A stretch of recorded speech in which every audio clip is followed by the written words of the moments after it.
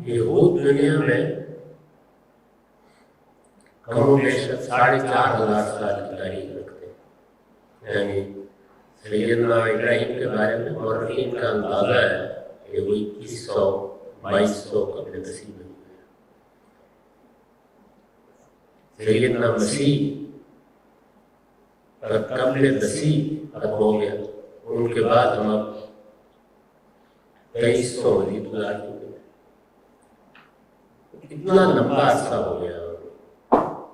वो भी एक कौम है, वो भी एक दावत लेके उठे थे।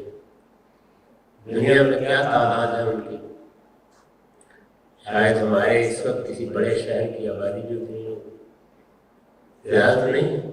सैयदना मसीह अलैहिस्सलाम, उन पर ईमान लाने वाले 10-12 लोग कोहे ज़ैतून पर खड़े, उनमें से भी एक ने उनकी मुखबरी कर दी। सब के सब ज़्यादातर इल्मी और फिक्री लिहाज से आम सतह के लोग ईमान लाए। आखिर में भी आप सूरह माइदा में पढ़िए, उन्होंने कहा कि कोई एक आसमान से दस्तरखान उतरे तो ये हमारे लिए एक निशानी बन जाए। बड़े इल्मी और फिक्री लिहाज से बदतर लोग नहीं हैं उनमें से। उनके बहुत जल्द सेंट पाल की बेइज्जत हो गई और अपने बाद मुकाशफात की रोशनी में उन्होंने बिल्कुल एक नई ताबीर कर दी। इस सब के बावजूद हैरत अंगेज तरीके से सैयदना मसीह के मानने वालों की एक बड़ी तादाद पैदा हो रही है। और अब इस वक्त उनके मानने वाले अददी लिहाज से दुनिया की सबसे बड़ी मजहबी, यानी सिर्फ कैथोलिक की 2.5 अरब के करीब है, प्रोटेस्टेंट ऑर्थोडॉक्स सबको शामिल किए दुनिया की सबसे बड़ी मजहबी वही कौमें हैं जो उन पर ईमान लाई थी और उनके साथ अपने आप को निस्बत देती।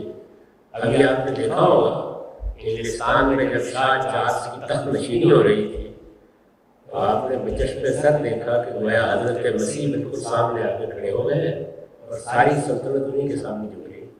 तो अगर 1.5-2 घंटे की वो तकरीब आप लोगों को देखने का मौका मिला है तो अंदाजा हो गया होगा कि वो किस तरह से अपनी बोल रहे हैं।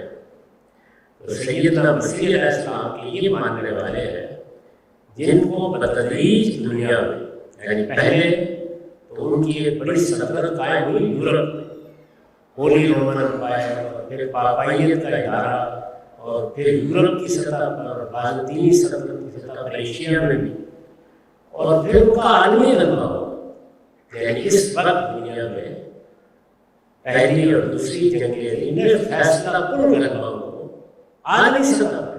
यहूद तो बहुत मामूली थी और फिर यहूद उन्हीं के तहत उन्हीं से एक वाहिदा करके इसमें कामयाब हुए कि वो अपने वतन वापस जा सके। ये असली उन्हीं का वतन है और वतन वापस जाने की मोहलत अल्लाह ताला उनको हमेशा देता है। कई बार है इससे पहले वो तारीख इन्होंने आपको सुना दी। मुख्तार नसर ने भी इसी तरीके से उनको जलावत कर दिया। तो ये जो यहूद की बदतरीन दास्तान है वो कहाँ पाई जाती है? आलमी सतह पर इस वक्त जो कुव्वतें हुकूमत कर रही हैं वो सब की सब सैयदना मसीह के मानने वाले, उन्हीं के तहत उन्हीं के मफादात को मनूज रख के उन्हीं के गलबे के नुमाइंदे की हैसियत से वो मशरिक़ वस्ता में अपने वतन में एक छोटी सी सल्तनत कायम करने में कामयाब हुए।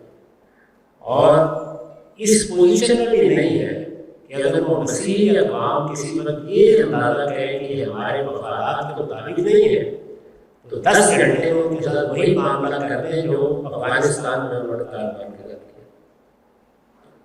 कोई मुख्तलिफ पोजीशन नहीं है तो किधर हो जाता है? मुझे बताया है क्या चीज़, ताकि मैं भी समझ सकूँ उसको। सियासी गलबा है जो कुरान ने बयान किया, फ़ौक़ल्लज़ीना कफ़रू इला यौमिल क़ियामा, एक बरतरी उनको हासिल है मसीह के मानने वालों को क़यामत तक रहेगी। इसमें तो अदना दर्जे में किसी एक दिन का कोई फर्क नहीं वाक़ई।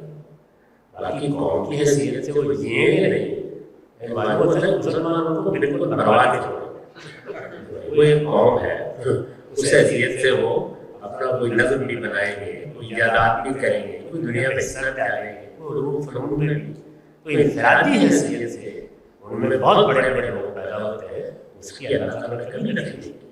سیاسی غلبہ پر مسیحیوں کو دے دیا گیا ہے. 1500 سال سے ایسے ہی ہے، 2000 سال سے. اور الہی وقت قیامت کے آغاز کے ساتھ ابھی انہوں نے پڑھ کے آپ کو سنا دیا، تو دیکھتے رہیے.